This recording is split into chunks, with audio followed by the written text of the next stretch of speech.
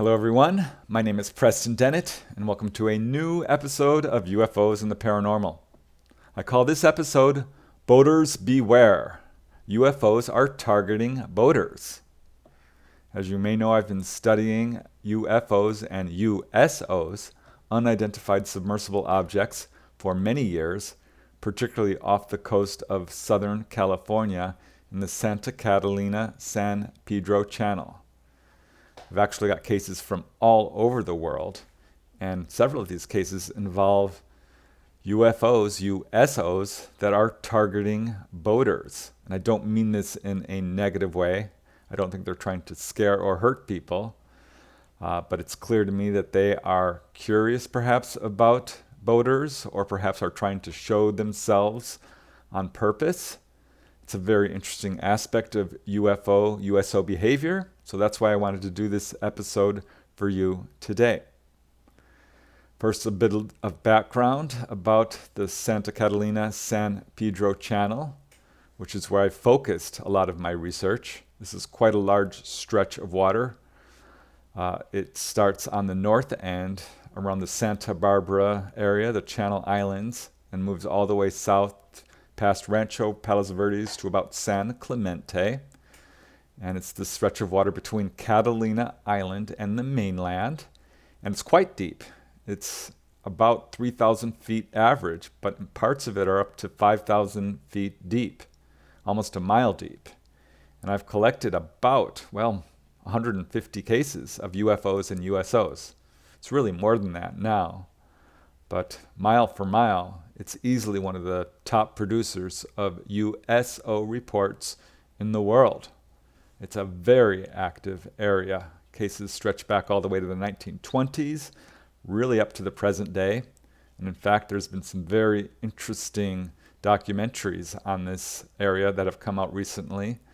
Last year, Expedition X with Josh Gates did a study of this area and was actually able to capture USOs on film on 3 different occasions. And currently, a brand new documentary, A Tear in the Sky, has just been released by the UAPX team, and they've put forth a lot of time and effort and technology and have been able to capture some very interesting evidence of activity in this area. So this is why I wanted to do this episode today. As I said, this type of activity of UFOs, USOs targeting boaters, I think shows a very interesting aspect of USO behavior. So let's just get started. And the first case I want to talk about occurred to the Washington family on July 10th, 1955. This was at around 2:30 p.m. in the afternoon when Mr. and Mrs. George Washington and their 11-year-old daughter were 13 miles off the coast of Newport Beach on their way to Catalina Island on their yacht. Miss Washington was the first to notice a strange object hovering at about 2,500 feet right over their boat. So they stopped their boat so they could better observe this object, and using binoculars, they saw a, quote, perfectly round gray-white craft. It appeared to be rotating, and it was surrounded by this strange haze or fog, and after about 6 minutes of observation, the Washingtons restarted their boat and continued their journey. Here's where it gets really interesting. To their amazement, this object maintained its position directly over their boat. And at this point, Mr. Washington decided to radio the Coast Guard, and he explained the situation. And officials at the Coast Guard were very interested and told him to keep this object in sight and that they would launch a plane to investigate. At that very moment, this object rose upward in a zigzag maneuver and disappeared off into the clouds. And by the time the Coast Guard plane arrived, this object was long gone. So this is a very interesting case. It's clear that this object was hovering over this boat intentionally. What I find most interesting is that it decided to take off at the moment Mr. Washington alerted the Coast Guard. Don't know if that's a coincidence or not, but it's surely interesting.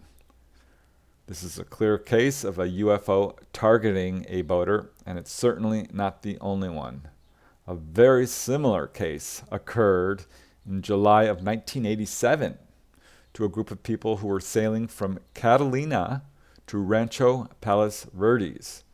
This was in the wee hours of the morning, around 4 a.m., when they saw what they first thought was a plane coming along the normal flight pattern that planes take to LAX airport. But as it approached, several strange details became apparent. As one of the witnesses says, "I noticed no tail, no wings, and no lights.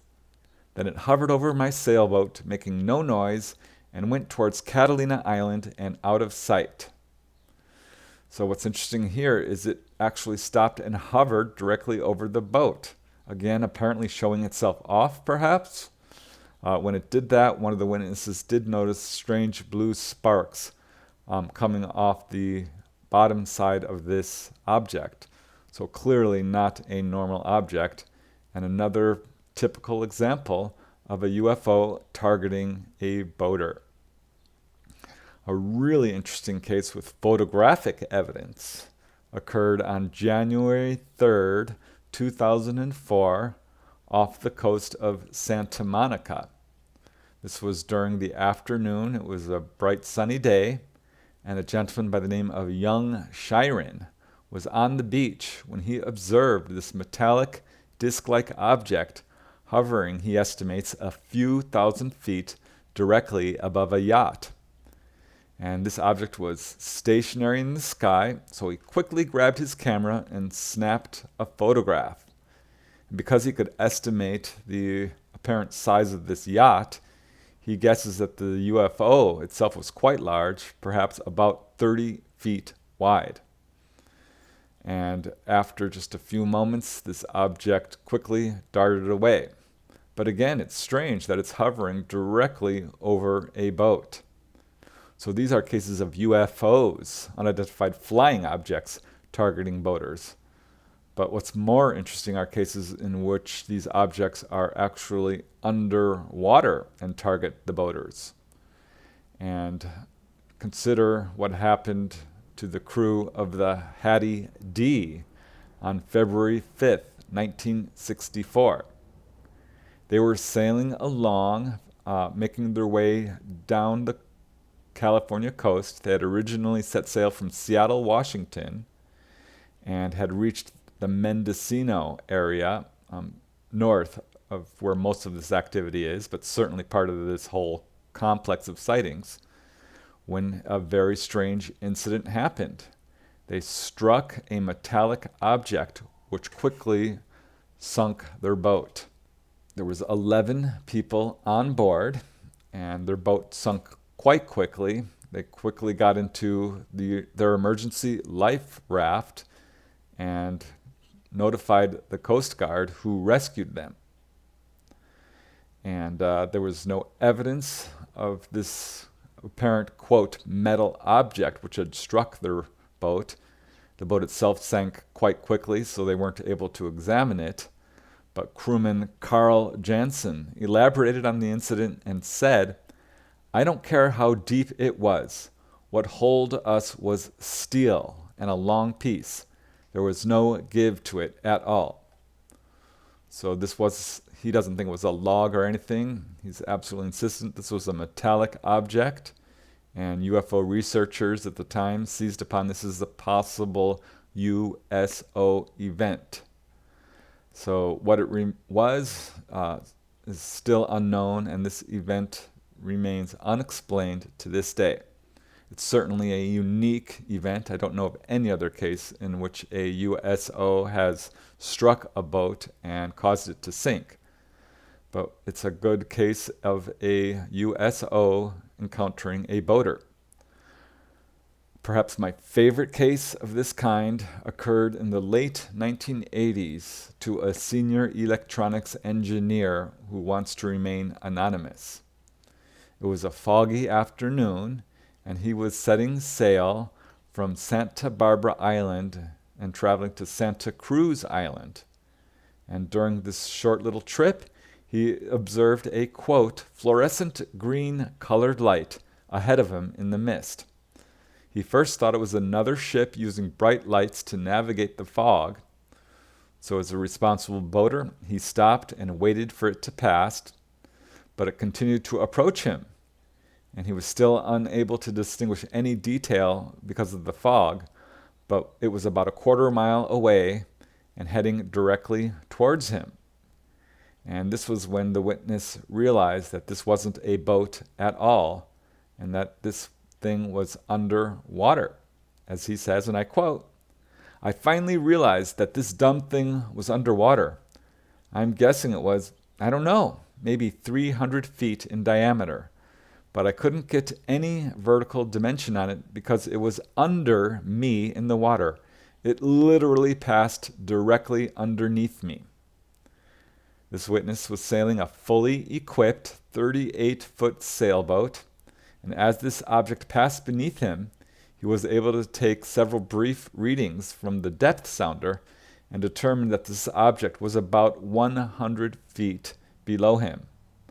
And at this point, both the depth sounders quit functioning, and the witness checked his compasses, and as he says, all three of them were slowly rotating.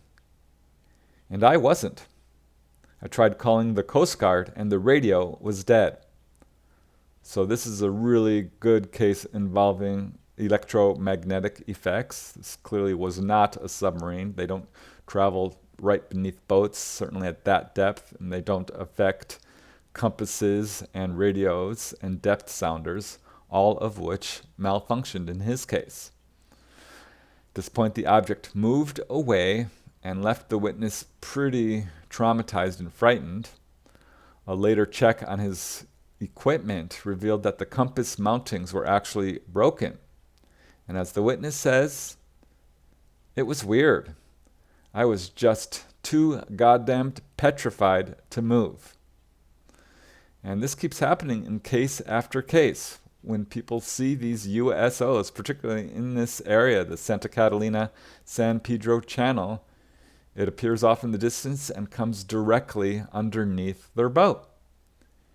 Here's another case involving an entire family, which occurred on June 15th, 1982.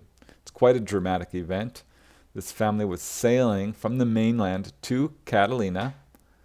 The stepfather owned a construction company and often rented a boat for the weekend to take his family to Catalina, where his mother had a clothing store on the island. And on this evening of June 15th, the family of three encountered strange lights in the deep water. As one of the witnesses says, around 8 p.m., my mother yells to my stepdad to look over the port side and asked, "What is that?" I looked, and I saw a huge lighted object moving fast under the water. My mother was very scared and went below. The witnesses were all mystified, including the stepdad who was trained to identify craft. As the witness says, he was in the Navy for years and sailed all over the world and knows ships and subs. It lasted around 5 minutes, just going from one side and then the next in a crisscross pattern. So that is unusual. The witnesses did their best to avoid this object. As they said, we sailed west, moving away from it as it moved east. I never told anyone about this, nor do we talk about it. My stepbrother is in the Navy and worked on an LA-class sub. We talked one night, and he said just forget about it and to not go there. But according to this witness, this object was quite large. As he says, the object was 50 feet, in a circle, and bright, more watts than I have ever seen. I am an electrician and work on lighting, and this thing was bright and gave off heat. So this really quite frightened them. The encounter left the family somewhat traumatized, and the effects of this encounter were long-lasting. As the witness says, my parents stopped sailing after that summer. I live less than 20 miles from the area, and I still think about it all the time. a very strange situation to be in. So many cases like this. What follows is another typical case which occurred in July of 1988, right off the coast of the Catalina on the landward side. A man, an anonymous witness, was making a night crossing to Catalina Island. He was aiming for 2 harbors, but when he reached the island, he realized that he had gone too far east. So he turned west and was traveling along the Catalina coast toward 2 harbors when this weird USO targeted his boat. As this witness says, and I quote, "All of a sudden, the ocean lit up like a built-in pool about 100 yards on both sides of me. Now, I'm a night scuba diver, and I know how light goes underwater. This was different. The light was in a perfect square. Besides the ocean lighting up right under my boat, the light being in a square seemed odd to me." This was a fairly brief sighting, as the witness says. "It lasted only about 15 seconds, but when I reached 2 harbors, it seemed like I lost 2 hours. I was very late. I never thought much about the time then." So this could very well be more than just a sighting. As I'm sure you know, missing time is a huge red flag pointing towards a possible onboard UFO experience. The witness never investigated that possibility in terms of hypnotic regression, but it's something he did notice, and I think is an important detail in this case. The witness says he never actually saw any object, just this white light in the shape of a square or rectangle, and at the time he had never even heard of USOs, and it wasn't until he heard of similar reports in this area that he realized he had seen one himself. Another really interesting case, and the last one I want to present to you today, I heard from a caller in when I was doing the Coast to Coast radio show with Art Bell. And one of the gentlemen who was listening to the show called in to report his own incredible encounter he had with multiple USOs right off the Channel Islands, off the coast of Santa Barbara.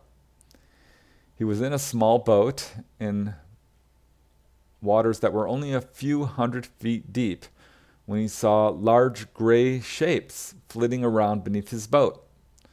And most of these were too deep for him to get a good look at it, and he assumed that these were fish, large fish, whales perhaps, dolphins, he wasn't sure. But occasionally some of these would come closer to the surface only to dart back down again. And he started to get very curious about it because these shapes were too large to move that quickly. And he was wondering, is this marine life or could this be something else?